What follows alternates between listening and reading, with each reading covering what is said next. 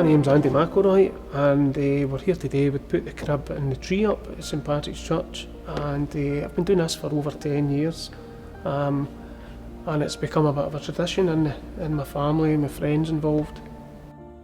Well, I was approached by members of the team that used to do this. As I say, I just happened to be at 10 o'clock Mass one morning, and I was approached and asked if I could help them carry the tree in.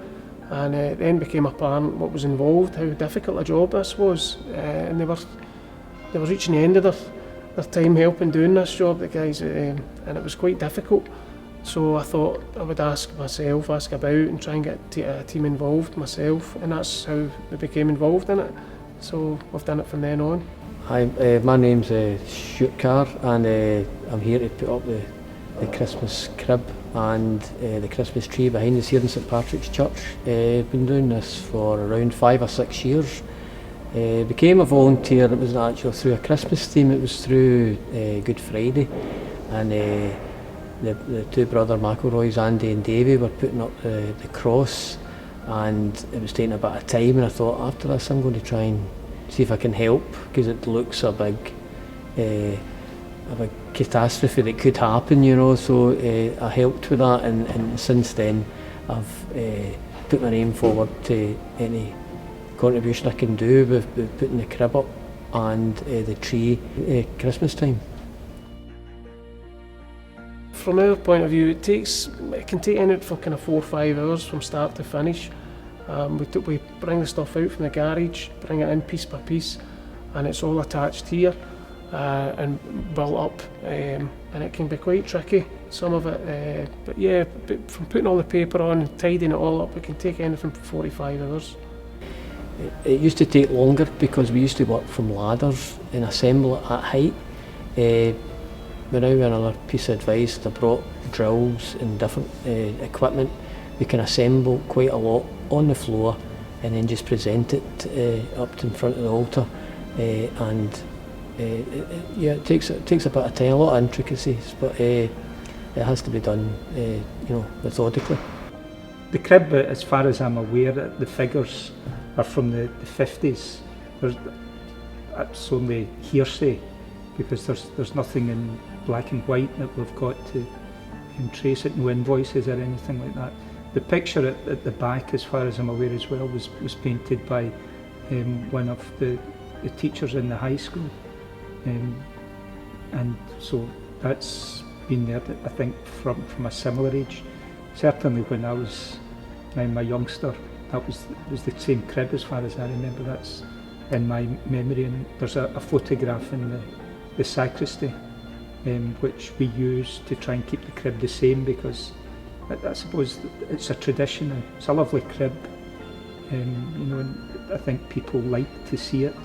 Yeah, the painting at the back is actually, I'm told, between 80 and 100 years old, so we're really careful carrying that in and out. Obviously it's a real part of the tradition and the history of the church, and yeah, it's been here for so many years, and I remember getting brought here as a child myself, so it's been in the parish that long, so we're careful with it. We know the history involved with it. It's quite humbling, as I say. Many people have approached me, even for figures of correction, you know, this could be done and that could be done, you know, but we just take our time, and we get there in the end, and we have a massive amount of volunteers that come down, all ages, I will say, some too young, some too old, but everyone can contribute, just carrying things in and put it together. But the final product's there in front of us, just omitting the baby Jesus that will go in on Christmas Eve. Now we keep it up until the 2nd of February now, which is the traditional date for taking the crib down. It wasn't always as long as that, and maybe seems quite a long time, but I think it adds something to the church, and it's nice with the church being open, people come in and visit, and I think they bring their children or their grandchildren in for a wee visit as well, which is nice. I think it gives a lot of peace to people. And it's one of those nice traditions that we carry on, and I think people, as they get older too, they remember their childhood, with that. So it's a nice thing for them to come and visit.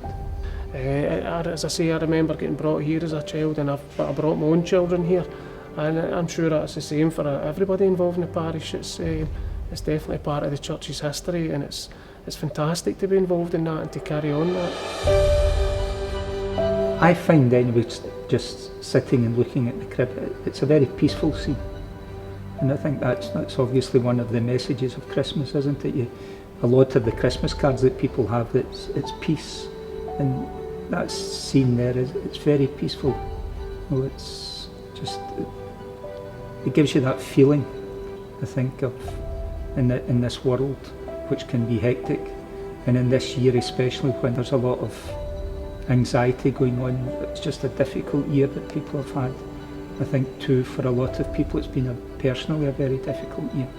So I think the possibility of seeing that scene and remembering the peace that's there, it's a good thing.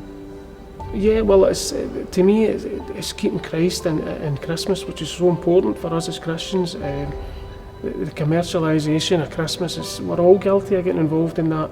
So something like this, it really helps bring the message of Christ home, and it's important. It's so important in this day and age that we keep that message alive. And if we can do our wee bit by helping this with the crib and the tree, then that's fantastic in my eyes, you know.